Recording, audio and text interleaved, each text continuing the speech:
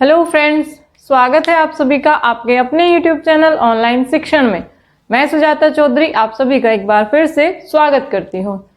दोस्तों, जैसा कि हम अभी नैतिक विकास के जो सिद्धांत दिए गए हैं हम उन्हीं को कंटिन्यू कर रहे हैं। उसी में आता है कोलबर्ग का नैतिक विकास का सिद्धांत। जो हमारा आज का टॉपिक है वो यही है कि जो कोलबर्ग ने नैतिक विकास का सिद्धांत दिया वो क्या है। एग्जाम के पॉइंट ऑफ व्यू से बहुत बहुत बहुत ज्यादा इंपॉर्टेंट है। आपको 2 क्वेश्चन जरूर मिलेंगे, ठीक है। तो आइए डिस्कशन करते हैं इसी पे। जो हमारा आज का टॉपिक है वो है कोलबर्ग का नैतिक विकास का सिद्धांत। ये अभी जो एक और हमारा सिद्धांत बचा हुआ है जीन पियाजे का नैतिक विकास का सिद्धांत, इसे उसी सिद्धांत का एक्सप्लेनेशन माना जाता है। जीन पियाजे का जो सिद्धांत है उसी का विस्तारीकरण माना जाता है, उन्हीं से प्रभावित है ये जीन पियाजे का के सिद्धांत का, नैतिक सिद्धांत का। उन्होंने भी नैतिक विकास का एक सिद्धांत दिया था। जीन पियाजे ने 2 सिद्धांत दिए थे जो हमारे एग्जाम के दृष्टि से महत्वपूर्ण है। एक संज्ञानात्मक विकास का सिद्धांत हम पढ़ते हैं और एक नैतिक विकास का सिद्धांत हम यहाँ पे आगे पढ़ेंगे। तो ये उसी का ही जो एक्सप्लेनेशन है, उसी का ही विस्तारीकरण इसको माना जाता है।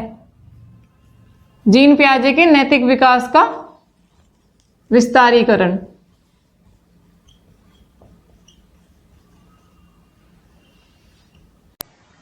फ्रेंड्स, अगर आप यूपी टेट के लिए बुक लेना चाहते हैं तो चक्षु पब्लिकेशन की नवीनतम पाठ्यक्रम पर आधारित सभी बुक्स अवेलेबल है। और एक साथ अगर गाइड लेना चाहते हैं तो यूपी टेट की गाइड भी यहाँ पर सभी, जिसमें सारे सब्जेक्ट हो गए, बाल विकास, हिंदी, अंग्रेजी, गणित, पर्यावरण अध्ययन, सारे इसमें एक साथ सारे सब्जेक्ट मिल जाएंगे। बहुत ही अच्छे तरीके से इनको यहाँ पर एक्सप्लेन किया गया है नए पाठ्यक्रम के अनुसार। और इसमें खास बात यह है कि 3000 प्लस जो है वो चैप्टर वाइज क्वेश्चंस है, उनकी बहुत अच्छे से व्याख्या की गई है। और साथ ही पाठ्यक्रम जो है वो पूरी थ्योरेटिकल उसमें अच्छे से एक्सप्लेन करके दिया गया है। पिछले 2 साल के इसमें previous paper, solved previous paper दिए गए हैं। और अगर आप अलग अलग ये बुक्स लेना चाहते हैं पर्टिकुलर एक सब्जेक्ट की, जैसे इंग्लिश, बाल विकास की, आपको एक ही बुक चाहिए जिसमें बहुत अच्छे से सारी चीज़ें एक्सप्लेन हो, कुछ भी ना छोड़ा गया हो, और उसमें साथ साथ प्रैक्टिस सेशन भी हो पेपर 1 और पेपर 2 के लिए, तो भी ये बुक अवेलेबल है। अलग अलग सब्जेक्ट की भी, आपकी बाकी सभी सब्जेक्ट्स की पेपर 1 और पेपर 2 के लिए ये बुक्स आपको अवेलेबल है। और इनका लिंक मैंने आपको डिस्क्रिप्शन में दे दिया गया है।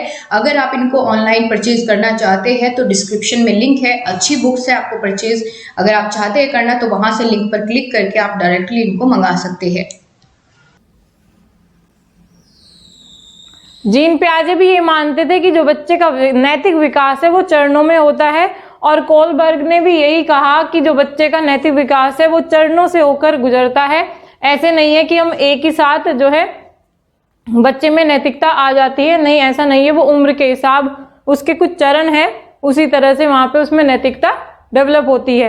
इन्होंने लगभग 20 वर्षों तक अपना जो अध्ययन है इस सिद्धांत को प्रतिपादित करने के लिए लगभग 20 वर्षों तक अध्ययन किया था। बहुत सारे बच्चों के साथ इन्होंने नैतिक कहानियों का साक्षात्कार लिए। उसमें से एक बहुत ही फेमस सी कहानी है, इन्होंने उन बच्चों को कहानी सुनाई कि यूरोप में एक महिला थी और वो बहुत ज्यादा बीमार थी। डॉक्टर ने कह दिया कि भाई इसको एक दवाई है, अगर वो दी जाए तो शायद ये बच सकती है। तो उसके पति का नाम था हिंज।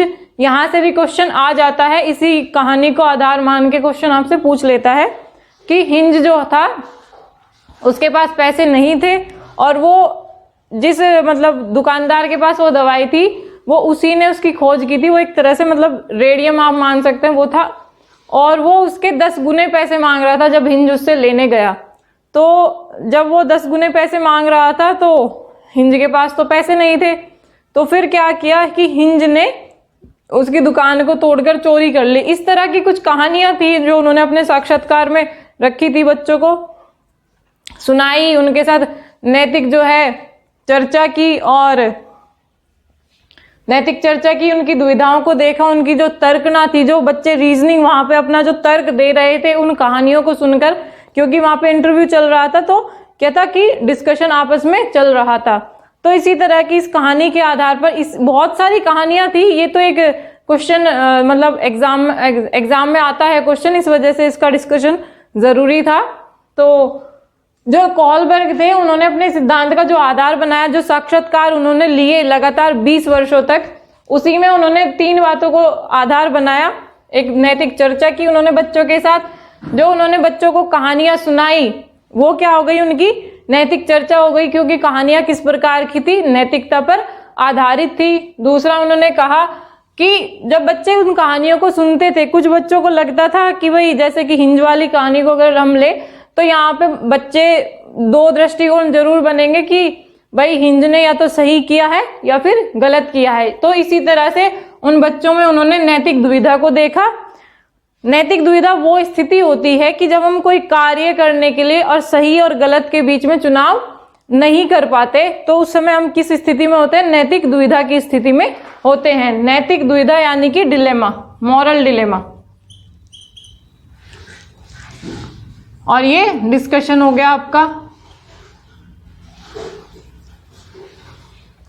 बात करते हैं जो थर्ड पॉइंट उनका बेस था उनके सिद्धांत का, नैतिक तर्कना।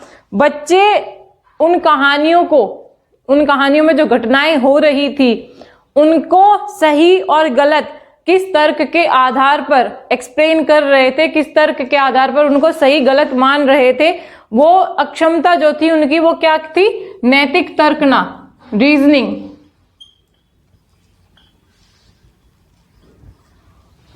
तो जो कॉलबर्ग थे उन्होंने अपने सिद्धांत का आधार बनाया नैतिक चर्चा, नैतिक दुविधा और नैतिक तर्कना। 20 वर्षों तक इन्होंने साक्षात्कार लिए अलग अलग बच्चों के, अलग अलग उम्र के वो बच्चे थे, कि उन्होंने कहा कि अलग अलग उम्र में अलग अलग तरह का नैतिक विकास हमें चरणों में देखने को मिलता है। फिर इन्होंने एक शब्द वहां पे यूज किया, सहयोग की नैतिकता। मतलब वो कंडीशन जब हम कार्य कर रहे हैं, हम उसका ये देखते हैं कि सामने वाले पर क्या प्रभाव पड़ेगा, और उसी प्रभाव के देखते हुए, उसी प्रभाव के अनुरूप हम अपने रूल्स में, अपने मूल्यों में कुछ परिवर्तन कर लेते हैं, तथा उस मनुष्य के साथ, उस व्यक्ति के साथ जिस पर वो प्रभाव पड़ने वाला था, उसके साथ हम समायोजन कर लेते हैं। वो स्थिति क्या कहलाती है, वो सहयोग की नैतिकता कहलाती है। बहुत इंपॉर्टेंट है। सहयोग की नैतिकता क्या कहलाएगी आपकी, किसी व्यक्ति पर पड़ने वाले प्रभाव को देखते हुए, किसी व्यक्ति पर पड़ने वाले प्रभाव को देखते हुए, अब पड़ने वाले प्रभाव को देखते हुए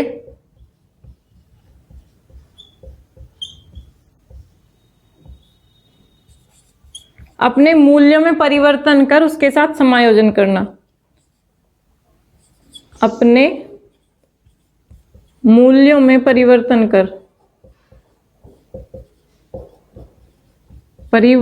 कर समायोजन करना।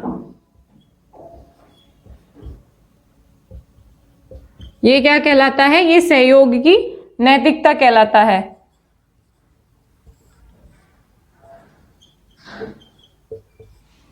भाई हमने मतलब हम कोई कार्य कर रहे हैं, हमारे अंदर ये चीज है कि भाई मैं ये काम कर रहा हूं, सामने वाले पर इसका क्या प्रभाव पड़ेगा। अगर उस पर बुरा प्रभाव पड़ रहा है तो मैं अपने मूल्यों में परिवर्तन कर रही हूं, ताकि उसे कोई मतलब दुष्प्रभाव, क्योंकि हम परिवर्तन कब करते हैं, हम जब सामान्यतः तो तभी करते हैं ना कि जब सामने पे बुरा प्रभाव उस चीज का पड़ रहा है, तो चलो कहते हैं कि ठीक है ये नहीं करते, ऐसा कर लेते हैं। तो ये क्या होता है, ये सहयोग की नैतिकता इन्होंने कहा है। अब हिंज से जो इन्होंने मतलब कहानी जो सुनाई बच्चों को, हिंज की यूरोप में एक जो महिला थी मौत के कगार पर थी, तो उसी से रिलेटेड आपको एग्जाम में क्वेश्चन देखने को मिल जाते हैं। और इससे वो मतलब ये पूछता है कि किस स्थिति में बच्चा, कौन सी अवस्था में बच्चा इस तरह के क्वेश्चन का क्या रिप्लाई करेगा। तो वो क्वेश्चन थे कि क्या हाइंज को दवा चुरानी चाहिए थी। यहाँ पे भी अलग अलग पॉइंट बनेंगे हमारे। कोई बच्चा कह देगा कि जब भाई उसकी पत्नी बीमार थी तो चुरा लेनी चाहिए थी, कोई बात नहीं, क्या हो गया। तो कोई बच्चा कहेगा कि नहीं, चोरी करना तो गलत बात होती है, चोरी तो नहीं करनी चाहिए।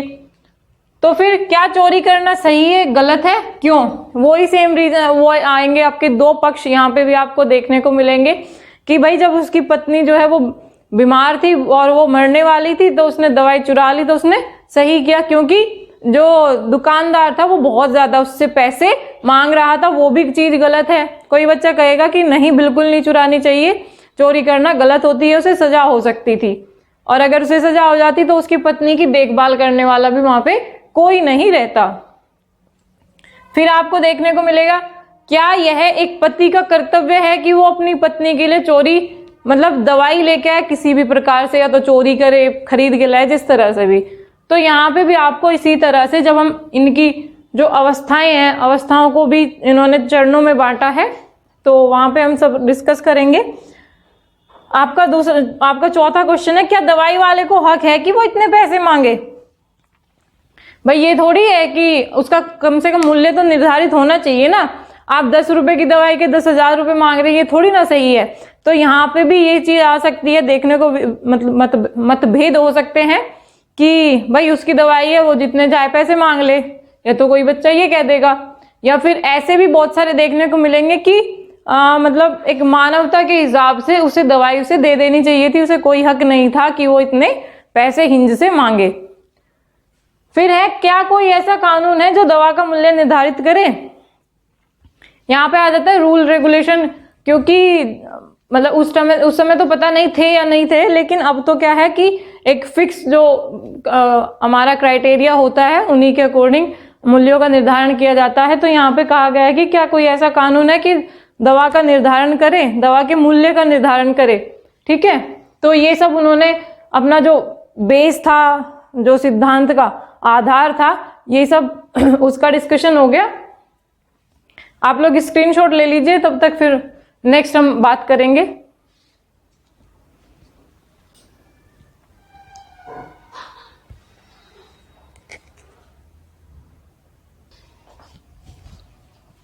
आपने स्क्रीनशॉट ले लिया होगा जो अब तक हमने डिस्कशन किया था। बात करें अगर कॉलबर्ग ने जो नैतिक विकास के जो लेवल्स बताए, जो चरण स्तर बताए, वो 3 बताए, लेवल्स जो कुल मिलाकर 3 बताए।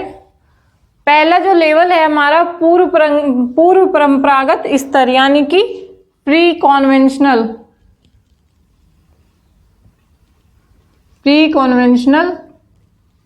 लेवल। ठीक है, इसमें इन्होंने क्या कहा कि यहाँ पे बच्चा उन नियमों का पालन करता है जो दूसरे नियम बनाते हैं, उनके मानक भी दूसरे लोग निर्धारित करते हैं, उनका उन नियमों का बच्चे से कोई मतलब ये संबंध नहीं होता कि ये बच्चे के खुद के नियम है। वो जिस वातावरण में रह रहा है, जहां पर जिस प्रकार के नियमों का प्रथाओं का प्रचलन है, वो उसी प्रकार वहां पर व्यवहार करता है। दूसरा उन्होंने कहा कि यहाँ पे बच्चे के अंदर सही और गलत का कोई विचार नहीं होता कि मतलब मैं ये कर रहा हूं सही है, जैसा जिसने बता दिया, ठीक है, उसके लिए वो ही सही है और वो ही गलत है। छोटे बच्चे को हम लोग बोल देते हैं कि चोरी नहीं करते हैं, गलत बात होती है, तो बच्चे के अंदर क्या है, ये भावना आ जाती है कि अगर मैं चोरी करूंगा तो क्या होगा, मेरी पिटाई होगी या मुझे दंड मिलेगा। जैसे एग्जाम में छोटे बच्चे होते हैं, नकल मतलब अगर हम बोल दें कि नकल करना गलत बात होती है, तो बच्चा क्या है, नकल नहीं करेगा, उसे खुद से जो आता है वो कर लेगा, अगर नहीं आता तो वो छोड़ देता है। क्योंकि देखते हैं ना बच्चे, हम छोटे छोटे बच्चे जितना मतलब जिसको आता है उतना वो करते हैं, गलत हो सही हो तो मतलब कर देते हैं। लेकिन ऐसा नहीं होता कि एक दूसरे से हम पूछ के या भाई तुम मेरा बना दो या मैं तुम्हारा बना देता हूँ, ऐसा वहां पे बच्चे में हम नहीं देखते हैं। तो वही कॉलबर्ग कहते हैं कि जो यहाँ पे बच्चा नियमों का पालन करता है वो दूसरे के द्वारा बनाए हुए होते हैं, उनके मानक भी दूसरे ही लोग निर्धारित करते हैं। और अगली बात उन्होंने कही कि यहाँ पे सही गलत का बच्चे के अंदर कोई विचार नहीं होता है कि ये मतलब मैं ये व्यवहार कर रहा हूँ सही है या गलत है, उसे दूसरे लोग ही बताते हैं कि ये गलत व्यवहार है और ये सही व्यवहार है। इन्होंने अपने स्तरों को चरणों में बांटा है। आपको क्वेश्चन स्तर से भी देखने को मिलेगा और चरणों से भी मिलेगा, ज्यादा आपको चरणों से ही क्वेश्चन जो है देखने को मिलेंगे। ठीक है, पहले स्तर के उन्होंने 2 अवस्थाएं बताई, 2 चरण बताए। पहला है आज्ञा व दंड उन्मुखीकरण, जो व्यवहार बच्चा आज्ञा पालन के लिए मतलब दंड से बचने के लिए करता है, वो किसके अंतर्गत आता है, दंड और उन्मुखीकरण के लिए। यहाँ पे आपको बहुत सारी बुक्स में इसकी जो है समय सीमा निर्धारित मिलेगी। यहाँ पे आपको जन्म से 2 वर्ष मिल जाएगा, लेकिन आगे चल के आप देखेंगे कि वहाँ पे जो एज का है वो कोई डिस्कशन नहीं किया गया है, जन्म से 2 वर्ष लिख दिया गया है यहाँ पे, ठीक है। तो जैसे कोई हम अच्छा काम करते हैं ना, तो हमारे आलोचक भी जरूर होते हैं। ये जो उम्र की जो बात करें, अगर ये इनकी आलोचनाओं में आती है और आलोचनाओं से भी क्वेश्चन पूछे जाते हैं, हम उनका भी डिस्कशन करेंगे बाद में। तो आज्ञा व दंड उन्मुखीकरण, यहाँ पे जो है बच्चे में नैतिकता अनुपस्थित होती है। यहाँ पे बच्चे में कोई नैतिकता नहीं होती है। हम उसको या उसके पेरेंट्स या उसका जो परिवार है, जिस प्रकार से उसको बताएगा कि बेटा ये सही है और ये गलत है, तो अगर तुम ये काम करोगे, गलत काम करोगे तो तुम्हारी पिटाई होगी, बाकी तुम अच्छा काम करोगे तो तुम अच्छे बच्चे बनोगे। तो ये क्या है कि यहाँ पे बच्चे में नैतिकता अनुपस्थित होती है।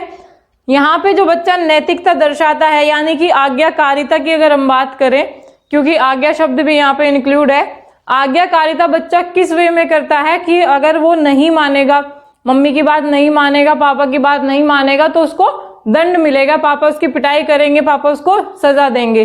तो जो दंड से बचने के लिए ही वो नैतिकता का प्रदर्शन करता है और आज्ञाकारी बनता है, आज्ञाकारी बनता है। किससे बचने के लिए? दंड से बचने के लिए। पहला जो है उसका, पहली जो चरण है, पहली जो अवस्था है उसकी, वो क्या है? वो केवल और केवल दंड पर आधारित है। बच्चा दंड से बचने के लिए ही आज्ञाकारी होता है, दंड से बचने के लिए ही बच्चा जो है नैतिकता को प्रदर्शित करता है। बाकी उसमें यहाँ पे उसके नियम कुछ नहीं होते, उसे सही गलत की कुछ भी नहीं पता होता उसको, ठीक है।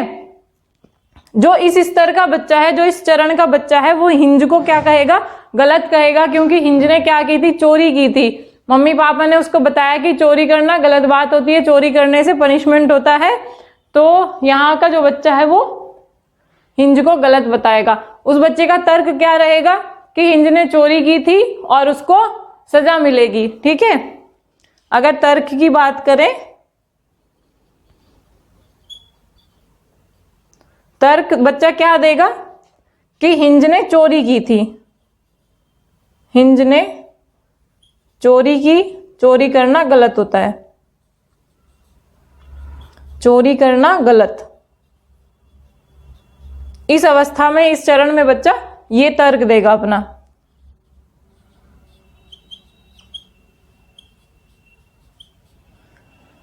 बात करते हैं हम अगली अवस्था की, साधनात्मक या व्यक्तिगत विनिमय जो होता है बच्चे का। इसमें इस अवस्था में बच्चा क्या होता है? यहाँ पे बच्चा दंड से बचने के लिए कर रहा था, और यहाँ पे साधनात्मक आप देख रहे हैं ना, यानी कि वो साधन से जुड़ी हुई, किसी ना किसी साधन से वो जुड़ी हुई है। साधनात्मक या व्यक्तिगत विनिमय जो उन्मुखीकरण है, उसमें बच्चा पुरस्कार के लिए नैतिकता प्रदर्शित करता है। उसे पता चल जाता है कि अगर आप ये काम करोगे तो आपको ये पुरस्कार दिया जाएगा, आपको चॉकलेट मिलेगी। बच्चे को देखते हैं ना हम, बहुत सारे बच्चे को, कि जाओ मतलब ये एक मेरी बुक रखी है, वो लेके आ जाओ और मैं तुम्हें मतलब टॉफी दूंगा, चॉकलेट दूंगा। तो क्या है, बच्चा उस लालच में लेके आएगा कि उसे चॉकलेट मिलेगी, टॉफी मिलेगी, ठीक है। अगर आप वैसे बोलेंगे कि मैं आपको कुछ नहीं दूंगा, मेरी बुक लेके आओ, तो यहाँ पे जो बच्चा होगा वो आपका कार्य नहीं करेगा, ठीक है। तो जो साधनात्मक उन्मुखता होती है, उसमें बच्चा पुरस्कार के लिए ही नैतिकता प्रदर्शित करता है, वैसे उसमें नैतिकता का यहाँ पे अभाव होता है। और वो जो ये पुरस्कार है, पुरस्कार प्राप्त करने के लिए वो छल योजित जो है, मतलब कपट जो आ जाता है बच्चे में, मतलब उसे ज्यादा तो अभी नहीं पता है, लेकिन यहाँ पे उसकी छल वाली जो एक नेचर है वो डेवलप भी हो सकती है यहाँ पे, कि बच्चा पुरस्कार को पाने के लिए छल भी कर सकता है। छल कपट वाली उसके अंदर बदले की भावना भी आ जाती है। बच्चे में कोई उसके साथ गलत कर रहा है तो उसे उस बच्चे के अंदर उसमें बदले की भावना भी हमें यहाँ पे देखने को मिल सकती है। और वो जो बच्चा है, क्योंकि ये लोग टिट फॉर टैट, जो साधनात्मक उन्मुखीकरण है हमारा, यहाँ पे बच्चे की जो सोच होती है वो टिट फॉर टैट की होती है। और यही कारण है कि ये हिंज को सही बताएंगे। ये कहेंगे कि जो मतलब दुकानदार ने उसे बहुत ज्यादा पैसे मांगे थे, उसे दवाई नहीं दी थी, तो हिंज ने ठीक किया कि उसने चोरी कर ली, उसकी दुकान को तोड़ दिया। यानी कि यहाँ पे बदले की भावना क्योंकि है हमारे पास, तो टिट फॉर टैट, जैसा कि भाई जैसा हमारे साथ करेंगे वैसा ही हम तुम्हारे साथ करेंगे, इसीलिए यहाँ के बच्चे जो हैं हिंज को सही बताएंगे। तो इनका पहला जो स्तर है वो यहाँ पे नियम जो है दूसरे बनाते हैं, मानक दूसरे निर्धारित करते हैं। इन्होंने 2 अवस्थाओं में इसको बांटा, आज्ञा व दंड उन्मुखीकरण। यहाँ पे नैतिकता अनुपस्थित होती है, दंड से बचने के लिए नैतिकता का प्रदर्शन करते हैं। एक क्वेश्चन भी आया हुआ है सीटेट में कि जो कॉलबर्ग का नैतिक विकास का सिद्धांत है उसमें नैतिकता अनुपस्थित होती है, किस चरण में होती है? चरण दे दिए गए थे आपके 6 चरण, क्योंकि यहाँ पे हैं उसमें से 4 चरण आपको दे दिए थे। और जो आप देखेंगे कि जो पहला चरण है हमारा आज्ञा व दंड उन्मुखीकरण, यहाँ पे नैतिकता अनुपस्थित होती है। ये पॉइंट टू पॉइंट याद कर लीजिएगा, मल्टीपल रिवीजन कीजिएगा इनके, यहाँ से आपको क्वेश्चन जरूर देखने को मिलेगा, क्योंकि यूपी टेट में तो वैसे भी फैक्चुअल क्वेश्चन आते हैं, पेडागोजी बहुत कम आती है, तो आपको ये फैक्ट ही देखने को मिलेंगे। ठीक है, स्क्रीनशॉट ले लीजिए।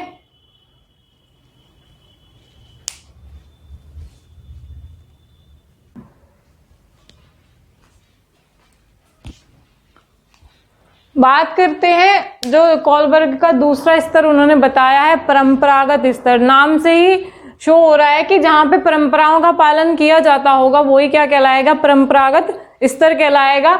बात करें अगर इसके उसकी पॉइंट की, फर्स्ट पॉइंट की, कि दूसरे के मानकों को आंतरिकृत करते हैं। आंतरिकृत करना मतलब अपने अंदर समाहित करना, एक्सेप्ट करना पूर्ण रूप से, वही क्या कहलाता है? आंतरिकृत कहलाता है। कि जो बच्चा पेरेंट्स है, अगर पेरेंट्स की बात करें, क्योंकि सबसे पहला समाज बच्चे के लिए क्या होता है? वो एक परिवार ही होता है। वहां पे बाबा दादी और जो है जो हमारे पेरेंट्स होते हैं, हमारे जो रिलेटिव और दूसरे होते हैं, भाई बहन होते हैं, तो जो हमें नियम बताते हैं जिस प्रकार का हमें समाज में रहकर व्यवहार करना चाहिए, वो हम कहाँ से सीखते हैं? वो हम अपने घर से सीखते हैं। जिस तरह का व्यवहार हमारे पापा हमें बताएंगे कि आपको ऐसा व्यवहार करना चाहिए, तो वहीं पे हम कि दूसरे के मानकों को, जो दूसरे के नियम हैं, वैल्यूज हैं, उन्हें हम एक्सेप्ट कर रहे हैं, अपने अंदर समाहित कर रहे हैं, वो क्या कहलाएगा? आपके परंपरागत स्तर में आ जाएगा। सेकंड पॉइंट की बात करें, अपनी आवश्यकताओं के साथ साथ हमें दूसरे की आवश्यकताओं का भी ख्याल रखना होता है। हमें बाबा दादी कहानियां सुनाते हैं, वो कहानियां हमें यही सिखाती हैं कि नैतिकता हमारे अंदर बढ़ती है। हमें ये देखना चाहिए कि हमारे काम से दूसरे को मतलब दुष्प्रभाव नहीं पड़ रहा हो, हमारे काम से दूसरा परेशान न हो रहा हो। तो यहाँ पे हम अपनी आवश्यकताओं को देखेंगे और साथ में दूसरे की आवश्यकताओं का भी ख्याल रखेंगे। जैसे आपने देखा होगा बहुत सारे मतलब जो सिंसियर से बच्चे होते हैं, और अगर कोई बूढ़े अंकल आंटी हैं या सामान नहीं ले जा पा रहे हैं, तो कुछ बच्चे ऐसे देखने को मिल जाते हैं हमें कि उनकी मदद करने लगते हैं। बेशक वो 7-8 साल का ही बच्चा होगा, लेकिन उनका थैला लेके चलेगा, बैग लेके चलेगा, उन्हें सड़क पार कराने की कोशिश करेगा कि आइए मैं आपको सड़क पार करा देता हूँ। तो यानी कि वो क्या देख रहा है कि मैं तो ये काम कर ही लूंगा, वो साथ में उन दूसरे व्यक्ति की भी आवश्यकता का ख्याल रख रहा है कि अगर मैं इनकी मदद कर दूंगा तो इनको अच्छा लगेगा। ठीक है, बात करें अगर इनकी अवस्थाओं की, इन्होंने अगेन 2 अवस्थाओं में बांटा है अपने परंपरागत स्तर को। कोलबर्ग ने 3 स्तर बताए और उन 3 को 6 अवस्थाओं में बांटा। ठीक है, तो जो दूसरा चरण है वो भी 2 अवस्थाओं में, 2 चरणों में इन्होंने बांटा है। पहला है good boy and nice girl orientation. ठीक है, आप इन नामों से इनको याद रखिएगा, इजीली याद हो जाएंगे। तो पहला जो चरण इन्होंने बताया good boy and nice girl, अच्छा लड़का और अच्छी लड़की अभिमुखीकरण, बहुत ज्यादा इंपॉर्टेंट है। आपके जो टीचिंग एग्जाम्स हैं उनसे रिलेटेड बहुत ही इंपॉर्टेंट ये पॉइंट आपका बनता है। DSSB हो, आपका सुपर टेट हो, आप कोई भी टीचिंग एग्जाम से जो मतलब आपके एग्जाम है, आपको यहाँ से क्वेश्चन जरूर देखने को मिलता है। DSSB और आपका HTET वगैरह यहाँ से बहुत क्वेश्चन उठाता है।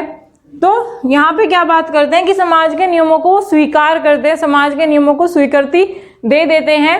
जैसा समाज होगा उसी प्रकार के वहां पे नियम होंगे और उसी प्रकार का बच्चे को नियमों का पालन करना होगा।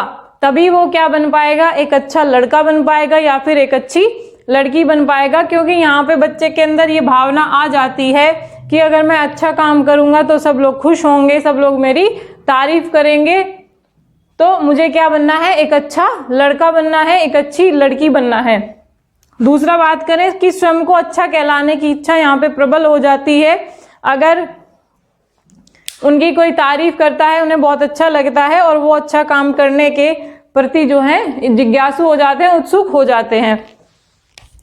स्वयं के लिए प्रोत्साहन की मांग करते हैं। अगर उन्होंने कोई काम किया और आप उनको नेग्लेक्ट कर दें, ठीक है, वो आपके पास आए कि देखो मैंने ये किया है, तो अगर आप उनकी वहां पे वाहवाही ना करें, आप उनको शाबाशी ना दें, तो क्या होगा, यहाँ पे बच्चा हताश हो जाएगा और वो ना मतलब एक गलत इंप्रेशन उसके अंदर बढ़ जाता है कि मैंने तो इतना अच्छा काम किया और फिर भी मेरी किसी ने तारीफ नहीं की। तो यहाँ का जो बच्चा है, इस अवस्था का जो बच्चा है, वो स्वयं के लिए प्रोत्साहन की मांग करता है और इसीलिए कहा जाता है कि बच्चे को हमेशा शाबाशी देना चाहिए। अगर आप उसको नेगेटिव वे में भी लेके जा रहे हैं तो पहले पॉजिटिव के साथ जोड़ते हुए उसे ये बता दें कि बेटा ये तुम्हें ना ऐसे नहीं करना चाहिए था, तुम ऐसे कर लेते, ठीक है। उनको डायरेक्ट डांटने के बजाय तो उनको थोड़ा सा पॉजिटिव के साथ आप उनका मॉडिफाई कर सकते हैं उस चीज को।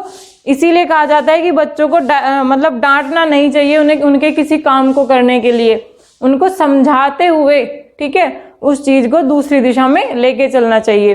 तो यहाँ पे बच्चा स्वयं के लिए प्रोत्साहन की मांग करता है और जो यहाँ का बच्चा होगा, इस अवस्था का बच्चा होगा, वो हिंज को गलत बताएगा। क्यों बताएगा? क्योंकि वो समाज के नियमों को स्वीकार करता है और समाज में चोरी करना क्या है, एक गलत काम है और इसे समाज स्वीकार नहीं करता है। क्योंकि उसे अच्छा बच्चा और अच्छी बच्ची बनना है, तो वो अच्छे काम करेगा तभी अच्छा बच्चा कहलाएगा। अगर वो चोरी करेगा तो वो एक अच्छा बच्चा कभी नहीं हो सकता। इसीलिए यहाँ के बच्चे जो हैं हिंज को गलत बताएंगे। बात करें लॉ एंड ऑर्डर ओरिएंटेशन, तो जो इसका फोर्थ आपका लेवल, ये चरण हो जाता है, ये आपका थर्ड हो गया। ये कहता है लॉ एंड ऑर्डर ओरिएंटेशन। यहाँ पे जो समाज के नियम और कानून है, ये उन पर आधारित होता है, समाज के नियम व कानून पर।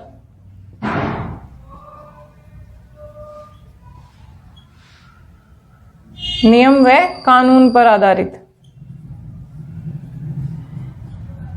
ठीक है। लॉ एंड ऑर्डर ओरिएंटेशन परंपराओं को धारण करने की अवस्था कहलाती है। बहुत ज्यादा इंपॉर्टेंट है, याद कर लीजिएगा, हाईलाइट कर लीजिएगा। परंपराओं, डायरेक्ट ही पूछा गया है कि परंपराओं को धारण करने की अवस्था कौन सी है, तो क्या आ जाएगा, नियम व कानून उन्मुखीकरण या फिर लॉ एंड ऑर्डर ओरिएंटेशन।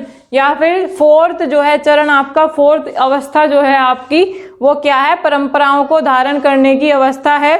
सामाजिक व कानूनी नियमों का पालन करते हैं। हिंज को ये बच्चे गलत बताएंगे, क्योंकि वही बात है कि आप अगर समाज में रह रहे हैं तो आपको समाज के अनुरूप ही आपको चलना होगा, उनके नियमों का पालन करना होगा। समाज आपको चोरी करने की अनुमति बिल्कुल भी नहीं देता है। तो यहाँ के बच्चे जो हैं हिंज को गलत बताएंगे। ये आपका हो गया good boy and nice girl orientation. Fourth आपकी जो स्टेज हो गई वो है लॉ एंड ऑर्डर ओरिएंटेशन।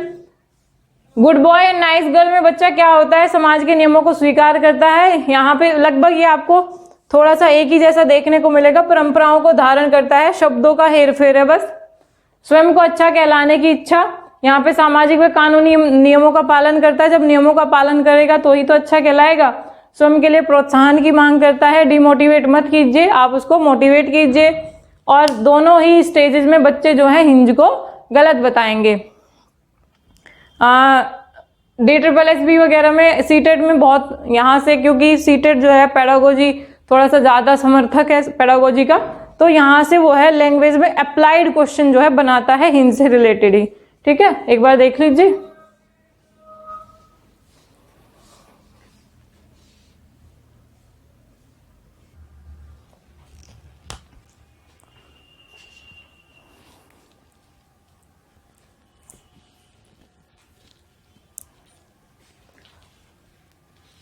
अब बात करते हैं कोलबर्ग का जो अंतिम जो उन्होंने स्तर बताया है, तीसरा स्तर बताया है, उत्तर या पश्च परंपरागत, ठीक है। एक पूर्व परंपरागत हो गया, एक दूसरा परंपरागत हो गया, और तीसरा क्या है, उत्तर परंपरागत या कि पश्च परंपरागत। बात करें इसके फर्स्ट पॉइंट की, तो इन्होंने कहा है कि यहाँ पे नैतिक आचरण स्वतः ही पूर्ण जो नियंत्रित हो जाता है, बच्चा सही गलत की मतलब समझ उसके अंदर डेवलप हो जाती है, उसके खुद के कुछ नियम भी वो बना लेता है, और वो किसके अनुरूप होते हैं, वो समाज के ही अनुरूप होते हैं, अपने उन्हीं नियमों का वो निर्माण करता है, यानी कि वो पूरा अब कंट्रोल में होता है। ये कहा गया है कि सबसे जो उच्च स्तर है वो कौन सा स्तर है, पश्च परंपरागत स्तर है। DSSB में पूछा भी गया है कि नैतिकता का सबसे उच्च स्तर कौन सा है, ठीक है। यहाँ पे बच्चा क्या है कि वैकल्पिक रास्तों की खोज करने लगता है।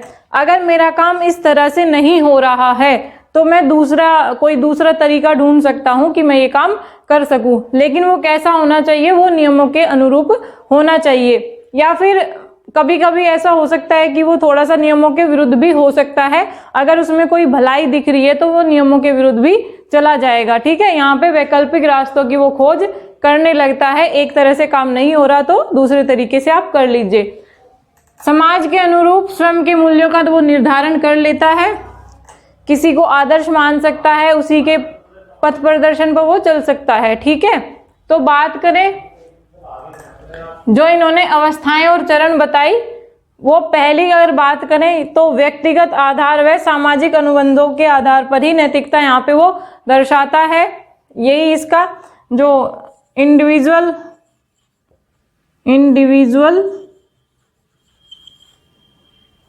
डिफरेंसेस एंड सोशल कॉन्ट्रैक्ट,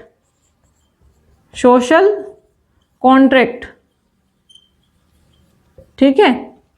तो इन्होंने कहा कि व्यक्तिगत आधार पर बच्चे अलग अलग होते हैं, समाज में प्रत्येक व्यक्ति अलग होता है, उसकी धारणा अलग होती है, कार्य करने की क्षमता अलग होती है, उसकी सोच अलग होती है, उसका व्यवहार जो है उसकी व्यक्तिगत विभिन्नता पर आधारित होता है, वो क्या सोचता है, किस प्रकार से वो काम करता है, तथा जो सामाजिक अनुबंध है, जो समाज के नियम है, उनका उस पर क्या प्रभाव पड़ेगा और उसके व्यवहार पर समाज का क्या प्रभाव पड़ेगा, ये क्या कहलाता है, सामाजिक अनुबंध कहलाता है। उसी के आधार पर बच्चा जो है नैतिकता प्रदर्शित करता है, उन दोनों का एक संयोजन कर लेता है और उसी के आधार पर बच्चा नैतिक अपना व्यवहार प्रदर्शित करता है। लोकतांत्रिक रूप से जो समाज के नियमों को महत्व देता है, लोकतांत्रिक होने चाहिए, यानी कि उसमें किसी को हानि ना हो, मतलब सभी का उसमें भलाई हो, और वो डेमोक्रेटिक होने चाहिए, ऑटोक्रेटिक ना हो, थोपे ना जाएं। किन नियमों को मानेगा, जो लोकतांत्रिक होंगे, जो ऑटोक्रेटिक होंगे यानी कि थोपे जाएंगे, सत्तात्मक होंगे, वो उनको जो एक्सेप्ट यहाँ पे बच्चा नहीं करेगा। यहाँ पे बच्चा जो है आर्टिकल एक बात कर लेते हैं, आर्टिकल जो 21 है वो हमारा क्या देता है, जो हमारे संविधान में लिखा गया है, आर्टिकल 21 जो है वो जीवन जीने का अधिकार देता है, कि सभी को जीवन जीने का अधिकार है। और उसी के आधार पर बच्चे क्या है, यहाँ पे हिंज को सही बताएंगे कि हिंज ने चोरी करके सही किया, क्योंकि उसकी पत्नी बीमार थी, वो मर रही थी, और जो हमारा संविधान है वो हमें जीने का अधिकार देता है, और इसी के आधार पर उसने अपनी पत्नी को बचाने का कार्य किया, तो उसने सही किया, क्योंकि दुकानदार उसको दवाई आसानी से नहीं दे रहा था, तो उसकी पत्नी को भी जीने का अधिकार था, इसीलिए जो है हिंज ने यहाँ पे सही किया। और जो इंडिविजुअल डिफरेंसेस है, सोशल कॉन्ट्रैक्ट है, इस चरण के बच्चे जो है हिंज को सही बताएंगे। जैसे एक मतलब क्वेश्चन आता है, एक आया भी हुआ है, शायद वो सीटेट में ही आया था, क्योंकि सीटेट में पेडागोजी आती है ज़्यादा, तो वहाँ पे था कि जैसे हम प्रोजेक्ट देते हैं बच्चे को, इसी तरह का एक लैंग्वेज में क्वेश्चन था कि एक टीचर ने प्रोजेक्ट दिया और टीचर ने बच्चों को बता दिया कि जो प्रोजेक्ट दिया गया है वो सभी की व्यक्तिगत विभिन्नताओं के आधार पर ही दिया गया है। तो ये किस चरण को प्रदर्शित करता है, किस अवस्था को प्रदर्शित करता है, तो वो था individual differences and social contract. बात करें लास्ट जो हमारा चरण है छठा, ये 5वां हो गया आपका, तो यहाँ पे सार्वभौमिक नियमों को महत्व देते हैं, यानी कि वो घर में रहेंगे तो घर के नियमों का पालन करेंगे, समाज में जाएंगे तो समाज के नियमों का पालन करेंगे, स्कूल जाएंगे स्कूल के नियमों का पालन करेंगे, भारत में रहें भारत के नियमों का पालन करेंगे, किसी दूसरे देश में जा रहे हैं तो वहां के नियमों का पालन करेंगे। यानी कि सार्वभौम जो हमारे मतलब विश्व में, मतलब हमारे जो वातावरण में नियम है, प्रत्येक स्थिति में जो नियम बने हुए हैं वो उनका पालन करते हैं, उनको महत्व देते हैं, उनको तोड़ने की उनकी चेष्टा नहीं होती है। और वो इस जो स्टेज का बच्चा होता है वो निंदा से बचने का प्रयास करता है कि मतलब अगर मैं काम कर रहा हूं तो मेरा उस काम के बारे में कोई मेरी निंदा ना करे, ठीक है। तो जो यहाँ के बच्चे हैं वो हिंज को क्या बताएंगे, गलत बताएंगे। क्यों? क्योंकि ये निंदा से बचने का प्रयास करते हैं, और निंदा कब होती है, जब हम गलत काम करते हैं। हिंज को गलत बताएंगे।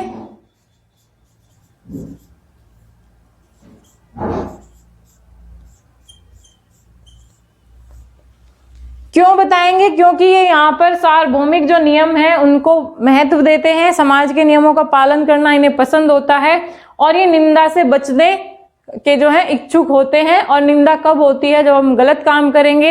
हिंज ने उनके अकॉर्डिंग कैसा काम किया है, गलत किया है, क्योंकि उसने चोरी की है। चोरी करना समाज में स्वीकार नहीं है, चोरी करना एक गलत काम है। इसीलिए जो छठी अवस्था है, जो छठा चरण है, सार्वभौमिक नियमों का जो महत्व है, वहां के बच्चे जो हैं उसको हिंज को गलत बताएंगे, जबकि पांचवी अवस्था के बच्चे उसको सही बताएंगे, क्योंकि वो आर्टिकल 21 से परिचित हैं, उसका मतलब पालन करते हैं, और सब वो कहते हैं कि सभी को जीने का अधिकार है। सार्वभौमिक की अगर बात करें तो सार्वभौमिक ये होता है कि मतलब अगर आप दुनिया में हैं तो कोलबर्ग के अकॉर्डिंग कोई भी बच्चा है, वो दुनिया के किसी भी कोने में, भारत में है, आपके परिवार में है, मेरे परिवार में, तो वो अवस्थाओं की जो नैतिक विकास की जो ये अवस्थाएं हैं, इन सभी चरणों से वो प्रत्येक बच्चा गुजरेगा, और प्रत्येक बच्चे में वो डेवलपमेंट होगा, जिस प्रकार से कोलबर्ग ने यहाँ डिस्कशन किया है। ये सार्वभौमिक का है कि सर्वमान्य जो होता है, ठीक है, तो वो ही इन्होंने सार्वभौमिक कहा है। यहाँ से आपको बहुत सारे क्वेश्चन देखने को मिलेंगे। और बात करते हैं क्योंकि आप कोई भी सिद्धांत होगा उसकी आलोचनाएं जरूर होंगी, क्योंकि ऐसा नहीं है हम सबको इजीली एक्सेप्ट कर लें, या मतभेद हमारे आपस में देखने को मिल जाते हैं नियमों सिद्धांतों को लेकर। एक बार इसका स्क्रीनशॉट ले लीजिए, फिर बात करते हैं इसके जो कोलबर्ग की नैतिक विकास की जो आलोचनाएं हैं, किन कारणों से, किन पॉइंटों से जो है इनकी आलोचना हुई है। आलोचना से भी क्वेश्चन पूछे गए हैं, 6-7 बार क्वेश्चन आए हुए हैं, तो एक बार उन पर डिस्कशन करेंगे। पहले स्क्रीनशॉट ले लीजिए।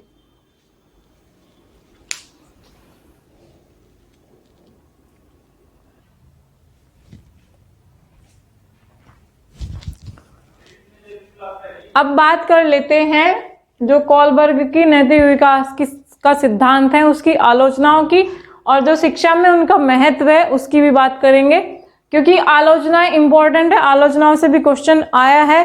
आप लोग अभी यूपी टेट देंगे, उसके बाद आप सीटेट भी देंगे, तो उसी के पॉइंट ऑफ व्यू से ये इंपॉर्टेंट है कि जो कोलबर्ग ने बताया वो महिला और पुरुष की नैतिकता को उन्होंने अलग अलग नहीं बताया है कि महिला और पुरुष में नैतिकता का विकास अलग अलग तरीके से होता है, ठीक है। क्योंकि जो इन्होंने साक्षात्कार लिए थे वो जो मेल बॉयज थे, जो मतलब लड़कों के ही साक्षात्कार इन्होंने लिए थे, लड़कियां उसमें इंक्लूड नहीं थी, तो इसीलिए ये जो है विवाद बना यहाँ पे कि आप भाई पुरुषों के अनुसार ही नैतिकता को कैसे डिफाइन कर सकते हैं। पुरुषों में नैतिकता का विकास अलग तरीके से होगा, महिलाओं में नैतिकता का विकास अलग तरीके से होगा, ठीक है। बात करें पुरुषों की मानसिकता पर आधारित है, वही जो भी बात हुई कि उन्होंने जो साक्षात्कार थे वो सिर्फ लड़कों के लिए थे, यहाँ पे सिर्फ पुरुषों को ही देखा गया था, लड़कों की मानसिकता यहाँ पे इंक्लूड नहीं थी। और जो तीसरा इनका एक पॉइंट है वो मैंने पहले भी आपको डिस्कस किया था, कि देखा होगा कि मैंने कहीं भी आयु का जो है डिस्कशन नहीं किया, बस इन्होंने एक उसकी तो रखी थी, वो बुक्स में देखने को मिलती है, पता नहीं वो इन्होंने ही रखी थी या बुक्स वालों ने खुद से ही रख दी, कि जो इन्होंने अपने जो स्तर हैं, जो अपने चरण हैं, जो फिर स्तर को चरणों में बांटा हुआ है, तो इन्होंने वहां पे सही आयु निर्धारित नहीं की कि कौन सी आयु में कौन सा स्तर जो है आपका आता है, बस इन्होंने ऐसे ही आयु स्तरों में उनको बांट दिया। उन्होंने एक मानक जो है, मानक आयु का यहाँ पे निर्धारण नहीं किया है। तो ये कुछ पॉइंट्स हैं जो इनकी आलोचनाएं देखने को मिलती हैं, यहाँ पे मतभेद हैं बहुत सारे, यहाँ से और भी बहुत सारी आलोचनाएं हो सकती हैं, लेकिन जो क्वेश्चन है वो इन्हीं से आया हुआ है। बात करें शिक्षा के महत्व में, जो कोलबर्ग का नैतिक विकास का सिद्धांत है किस प्रकार महत्वपूर्ण है। एक तो क्योंकि बच्चों में नैतिकता का स्थापित करने की बात कही गई है, तो जहाँ पे नैतिकता होगी वहां पे अनुशासन हमें खुद ही स्वतः ही देखने को मिलेगा, क्योंकि नैतिकता क्या है, समाज के नियमों का पालन करना है। और जब समाज में नियमों का पालन होगा तो अनुशासन स्वतः ही निर्धारित हो जाएगा, स्थापित हो जाएगा। तो पहला तो मैं अनुशासन स्थापित करने में मदद मिल जाएगी अगर बच्चे में हम नैतिक विकास कोलबर्ग के अनुसार करें। दूसरा है बालक के व्यवहार को हम समझेंगे कि बालक किस प्रकार से वो कह रहा है, अपनी बात को रख रहा है, किस प्रकार का व्यवहार कर रहा है और क्यों कर रहा है, क्योंकि वो यहाँ पे तर्क भी तो देगा। बात करें जो इससे कोलबर्ग के नैतिक विकास के सिद्धांत से टीचर को ये मदद मिल जाती है, क्योंकि जैसा कि हमने हिंज की स्टोरी को पढ़ा और उसी के अकॉर्डिंग बहुत सारे जो अलग अलग चरणों में अलग अलग पॉइंट रहा बच्चों का कि कहीं हिंज गलत था, कहीं सही था। तो शिक्षक को ये सहायता मिल जाएगी कि जो दंड है वो प्रत्येक जो प्रत्येक व्यवहार है, कुछ व्यवहार ऐसे भी होते हैं वो समय के साथ बदल जाएंगे, आपको उनको बच्चे को मारने पीटने की कोई आवश्यकता नहीं है। तो ये दंड की आवश्यकता और अनावश्यकता के लिए भी यहाँ पे हमारे लिए लाभकारी होगा, सही साबित होगा। ठीक है, ये तो हो गया आपका कोलबर्ग का नैतिक विकास का सिद्धांत। इसमें हमने उनका बेसिक पढ़ा, उन्होंने किस आधार पर अपने नैतिक विकास का सिद्धांत दिया और किस प्रकार से उन्होंने बहुत सारी नैतिक जो कहानियां थी बच्चों को सुनाई, उनके आधार पर उनके तर्क लिए, उनकी जो है नैतिक चर्चा की आपस में, उनमें नैतिक दुविधा उत्पन्न की। ठीक है, फिर हमने उसके जो स्तर बताए हैं, उन्होंने जो अवस्थाएं बताई हैं उनका सबका डिस्कशन किया, उनकी आलोचनाएं हैं वो क्या क्या हैं, किस तरह से क्वेश्चन यहाँ पे आते हैं, वो सब हमने यहाँ पे डिस्कस किया। एग्जाम के पॉइंट ऑफ व्यू से बहुत ज़्यादा इंपॉर्टेंट है, बहुत अच्छे से तैयार कर लीजिएगा और शिक्षा में इसका क्या महत्व है।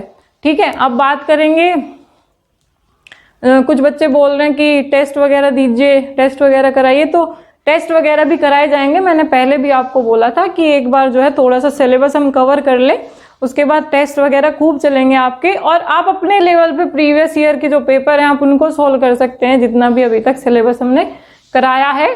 तो थोड़ा सा आप अपने लेवल पे भी कीजिए, क्योंकि सेल्फ स्टडी का बहुत ज़्यादा इंपॉर्टेंस है। स्वाध्याय जो है, कहते हैं कि अपने जो स्वयं की बनाई हुई तलवार होती है वो बहुत विश्वसनीय होती है, तो खुद की भी तैयारी कीजिए, थोड़ा सा प्रीवियस ईयर को अभी तक जो पढ़ाया गया है उसके आधार पर क्वेश्चन हल करने की कोशिश कीजिए। ठीक है, तो मिलते हैं अगली वीडियो में, तब तक के लिए नमस्कार।